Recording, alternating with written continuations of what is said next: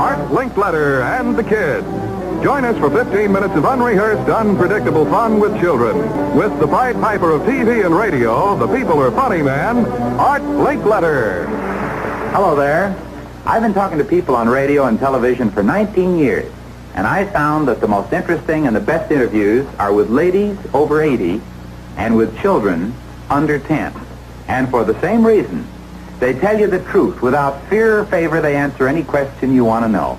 Yes, for fresh, spontaneous, unrehearsed interviews, you can't beat the Kids. So let's go in and talk to them. I think it is a tragedy of the first proportion that a private corporation can be subjected to what I would characterize as a shakedown. In this case, a $20 billion shakedown. I apologize. People walk into a doctor's office and the first thing they ask you for is your insurance card. Yes, they do. And when as you soon make as you an say you don't have one, when you can I make an speak to the doctor? Can I speak to someone They want who's that in charge? insurance Yes, they before do. you get Of course, past go. they're used to doing that. But let's change the system and talk about what the possibilities are. I'm telling you that this works. You know, before we all started having health care in the olden days, our grandparents, they would bring a chicken to the doctor. They would say, I'll paint your house. They would do, I mean, that's the old days of what people would do to get health care with their doctors. Doctors are very sympathetic people. I'm not backing down from that system. But this Congress keeps going the way it is. People are really looking toward those Second Amendment remedies. They're saying, my goodness, what can we do to turn this country around? And I'll tell you, the first thing we need to do is take Harry Reid out. My grandmother was not a highly educated woman, but she told me as a small child to quit feeding stray animals. You know why? They never leave. Because they breed.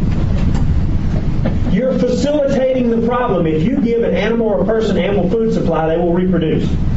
Especially one that don't think too much further than that. And so what you've got to do is you've got to curtail that type of behavior. They don't know any better. I can show you a bar graph where free and reduced lunch has the worst test scores in the state of South Carolina. You show me the school that has the highest free and reduced lunch, and I'll show you the worst test scores, folks. It's there. Period. We've been battling this socialist health care, the nationalization of health care, that is going to absolutely kill senior citizens. They'll put them on lists and force them to die early. This president, I think, has exposed himself as a guy over and over and over again who has a deep-seated hatred for white people. I'm not saying that he doesn't like white people. I'm saying he has a problem. This guy is, I believe, a racist. As the economy performs worse than expected, the deficit for the 2010 budget year beginning in October will worsen by $87 billion to $1.3 trillion. The deterioration reflects lower tax revenues and higher costs for bank failures, unemployment benefits, and food stamps. But in the Oval Office of the White House, none of this is a problem. This is the objective. The objective is unemployment. The objective is more food stamp benefits. The objective is more unemployment benefits. The objective is an expanding welfare state. And the objective is to take the nation's wealth and return it to the nation's, quote, rightful owners. Think reparations. Think forced reparations here if you want to understand what actually is going on. My friends, we're going to run this campaign on positive, constructive ideas. And it's important that we motivate and inspire people for something. This fellow over here with the yellow shirt, Macaca, or whatever his name is, he's with my opponent. He's following us around everywhere. And it's just great. We're going to places all over Virginia. And he's having it on film, and it's great to have you here, and you show it to your opponent because he's never been there and probably will never come. So it's good for you to see what it's like out here in the real world. Rather than living inside the Beltway, or his opponent actually right now is with a bunch of Hollywood movie moguls. We care about fact, not fiction. So welcome. Let's give a welcome to Macaca here. Welcome to America and the real world of Virginia. You've cited Alaska's proximity to Russia as part of your foreign policy experience. What did you mean by that? that Alaska has a very narrow maritime border between a foreign country, Russia, and on our other side, the land boundary that we have with Canada. It's funny that a comment like that was kind of made to, I don't know, you know, reporters. Mocked? Yeah, mocked, I guess that's the word, yeah.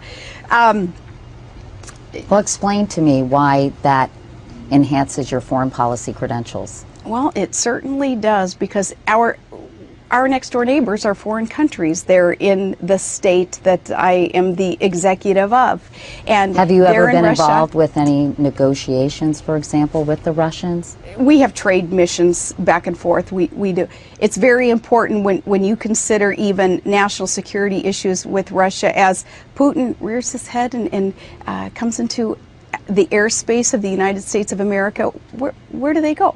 It's Alaska. It's just right over the border. It is from Alaska that we send those out to make sure that an eye is being kept on this very powerful nation, Russia, because they are right there. They are right next to our state. But the other thing about her, she does know about international relations, because she is right up there in Alaska, right next door to Russia. Believe me, Steve.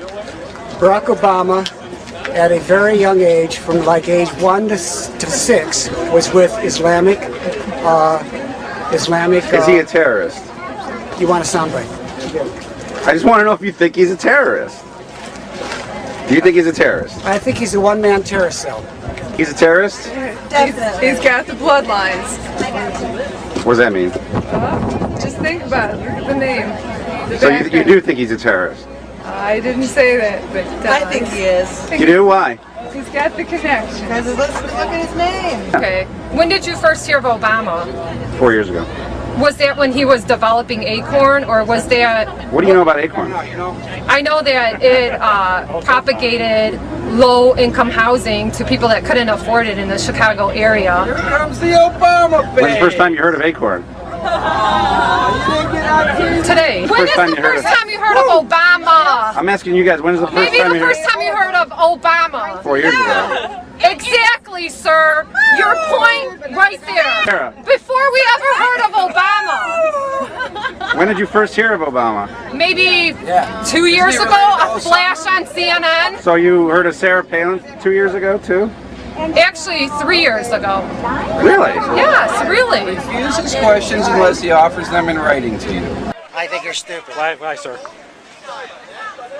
Because that guy gets elected, he hangs around with terrorists. Who's the terrorist? Obama. Obama's a terrorist, don't you know that? Obama's a Muslim, he's a terrorist himself. Do you really believe that, sir? You really believe that? You believe that Senator Obama is a terrorist? I believe he supports terrorism. Here it is! Love it! That's what you want. Commie faggots! Commie faggot! Screw Obama! Boo! Right down, boys! Die! European socialist! You think they Bill Ayers, you scumbag! You think they should die, sir? You think they should die? Everyone dies, don't they? You'd have to ask them, Chris. I'm focusing on Barack Obama and the people that he's been associating with. But do you suspect that a lot of people you serve with, their anti-American nature? Well, he's a United States Senator from Illinois. He's one of the people you suspect as being anti-American. How many people in the Congress of the United States do you think are anti-American? You've already suspected Barack Obama. Is he alone, or are there others? How many do you suspect of your colleagues as being anti-American? What I would say is that the news media should do a penetrating expose and take a look. I wish they would. I wish the American media would take a great look at the views of the people in Congress and find out, are they pro-America or anti-America? I think people would love to see an expose like that. Okay, thank you very much. U.S. Congresswoman Michelle Bachmann of Minnesota. Our enemies are innovative and resourceful, and so are we. They never stop thinking about new ways to harm our country and our people, and neither do we.